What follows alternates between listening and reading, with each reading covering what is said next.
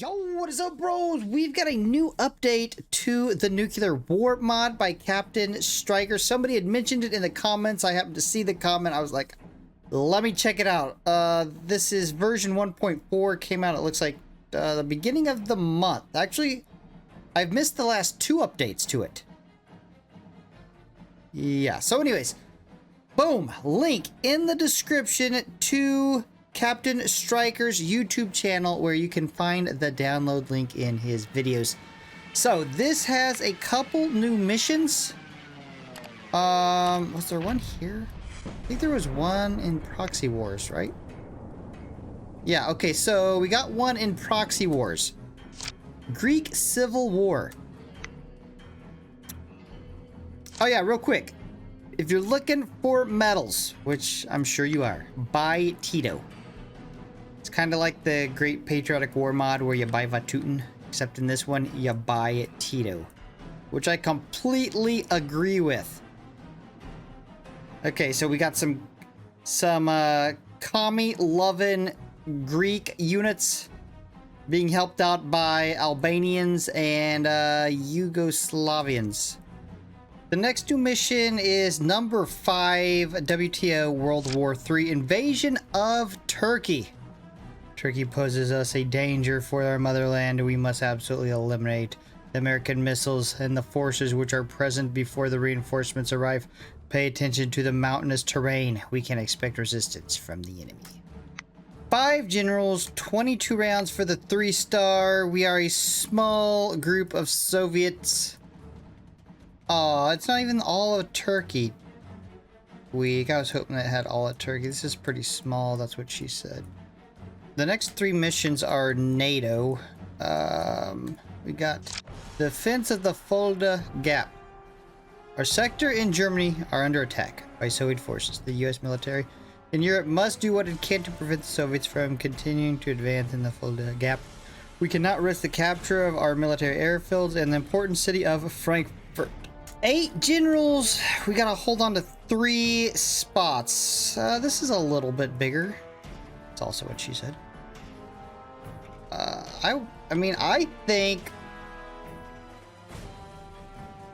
think we got the better force.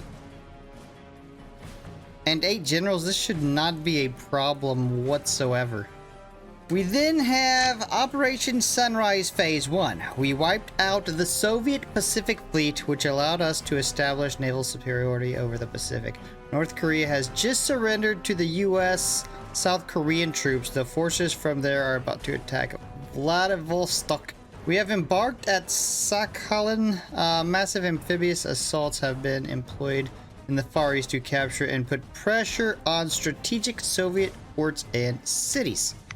20 rounds for the 3-star, 8 generals. Alright, this is a little bit bigger.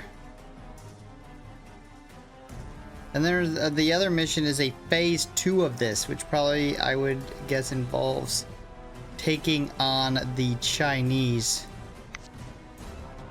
Yeah, Operation Sunrise Phase 2. Progress was made during this operation. We managed to capture the important city of Vladivostok and seized the islands of Sakhalin. A new army consisting of Canadians and Americans have landed and invaded Kamchatka to reinforce our Far East front. The combined army of this operation will have to march into Siberia, which may be difficult due to the harsh terrain and weather. 26 rounds for the 3-star, 8 generals. How can you not have the Chinese involved? They'd be doing something.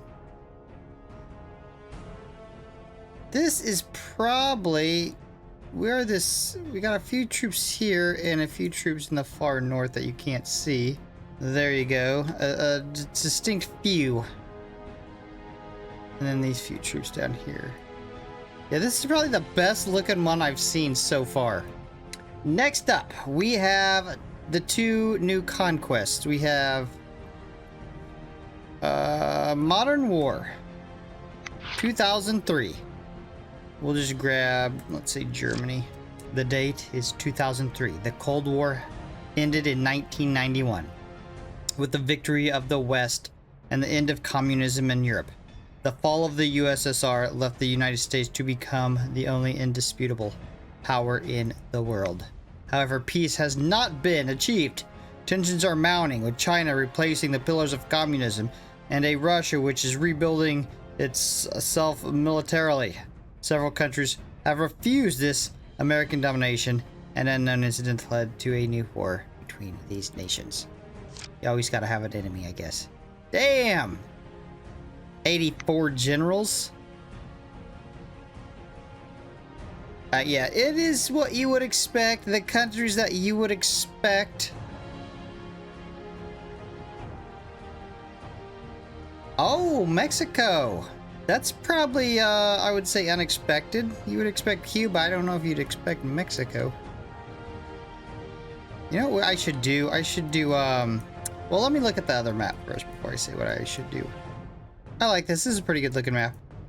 And then the other one is Red International. And we'll just grab a German Democratic Republic. The date is 2003. The Third World War of 1962-1965 only lasted 3 years. Ended with a victory of the Warsaw Pact and the fall of Western capitalism. The Soviet Union was victorious in the North American campaign, and the United States was embroiled in a civil war, which divided the country into several states.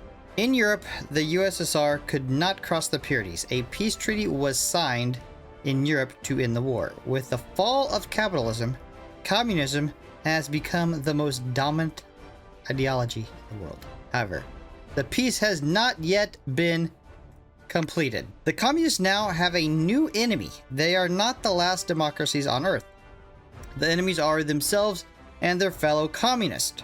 The communist world has been divided into 3 different versions. Marxist-Leninists, led by the USSR, Maoist by China, and Titoism by Yugoslavia. That's what I'm talking about. Some Titoism.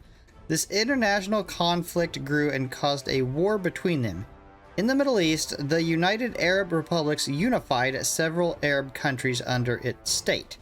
It reached 4th world power and became the biggest oil exporter in the world. Meanwhile, democratic countries are looking for ways to restore the old world. I want some Titoism. Titoism. Okay, so if I played this, I would definitely play with Tito. I feel like I could be Titoism.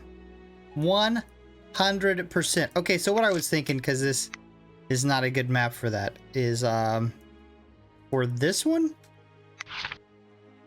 play with Ukraine. A little bit of a reverse Uno card where Ukraine invades Russia. Definitely have to spam a lot of generals at first to get a good start. Alright, bros! If you are enjoying this content, you know what to do. Slap a like, subscribe, hit the notification bell, and subscribe for the next upload. Peace! Bruchminati out.